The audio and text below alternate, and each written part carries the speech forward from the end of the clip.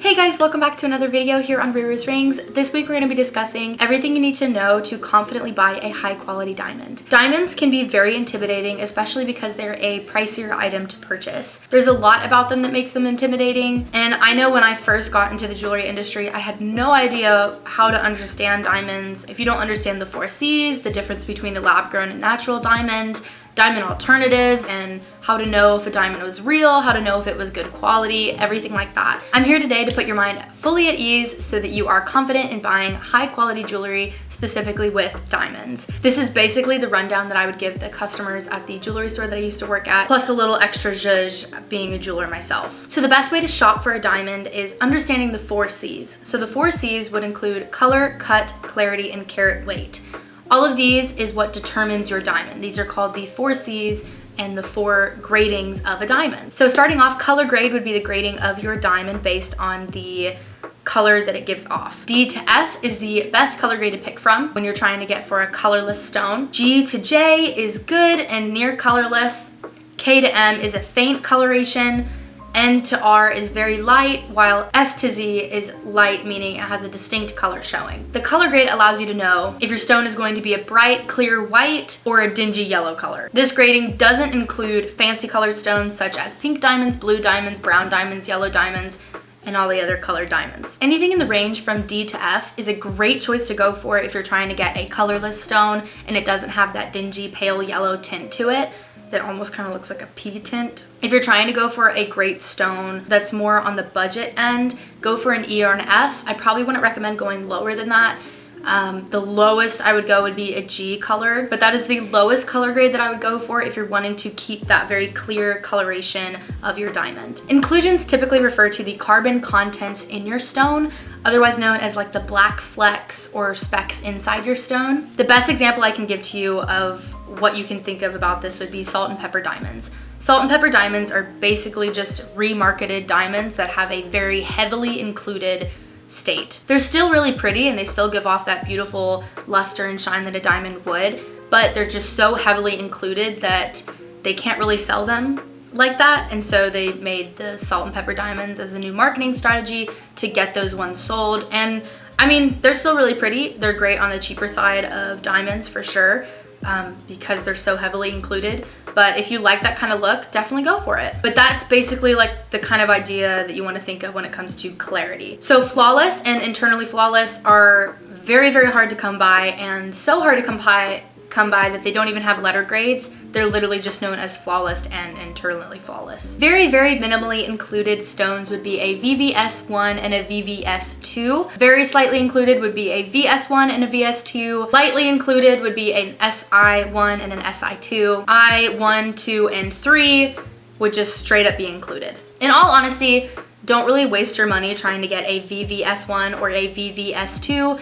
In all honesty, a VS1 and VS2 are eye clean. You're not gonna be able to tell unless you have a jeweler's loupe and you're looking so intently at your diamond. You're not gonna be able to see the flecks in it. With that being said, don't go lower than that, because then you definitely will be able to see the flecks inside. But if you're trying to save on price and budget wise, that is something that you can kind of compromise on. You don't have to go for the VVS1 or VVS2. You're totally fine getting a VS1 or VS2.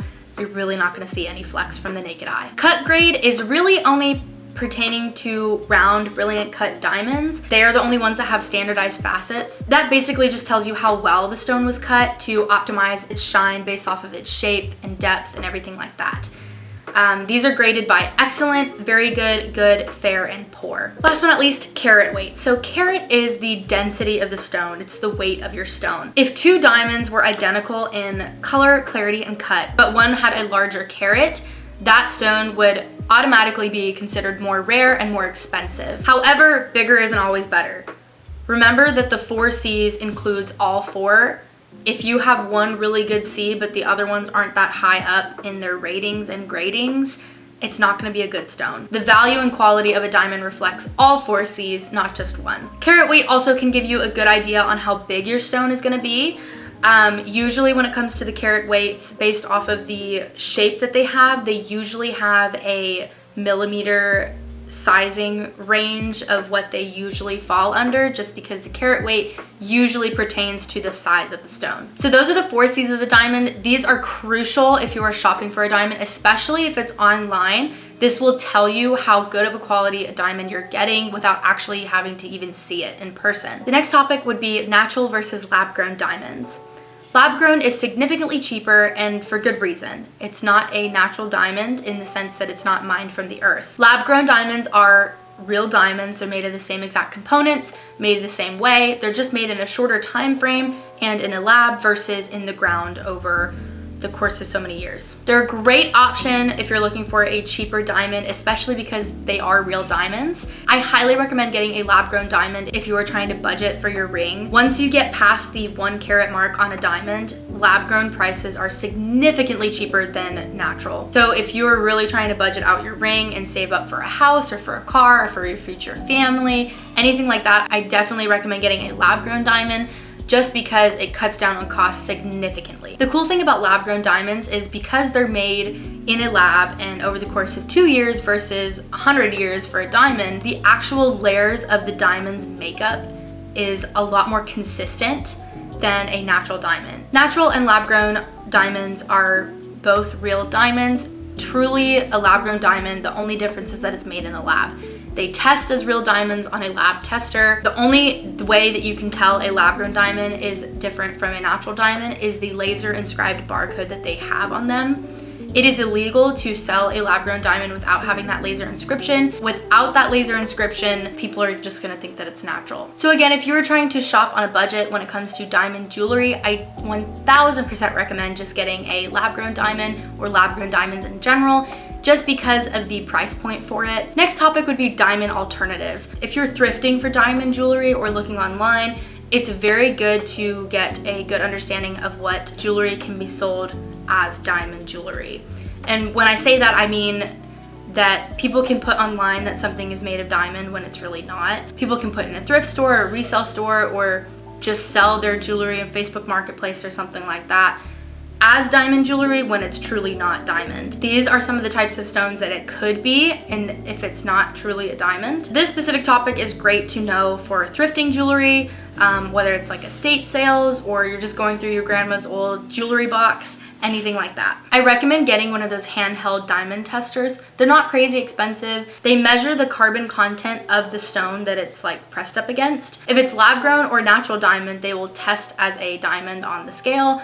It also has a range from like diamond, moissanite, cubic zirconia, glass, etc., etc. The first one that can be confused as a diamond would be a cubic zirconia. That is a man-made material that mimics diamonds. They can be made up of pretty much every color, usually used as a cheaper diamond alternative, especially in costume jewelry. Upon contrary belief, cubic zirconia is actually a stone. It's not glass or plastic. Cubic zirconium is actually a stone by its chemical makeup. They're a great option if you're looking for something super, super cheap and you just want a little bit of sparkle, but you really don't have the budget to get anything better than a cubic zirconia. That's the lowest quality sparkly gemstone that you can get that looks like a diamond. Sometimes on the inside of a ring band or on the back side of a jewelry that has a cubic zirconia in it, it will say the initials CZ to represent that it is a cubic zirconia. I usually call them CZs, so if you hear that throughout my videos, that's what I'm referring to as.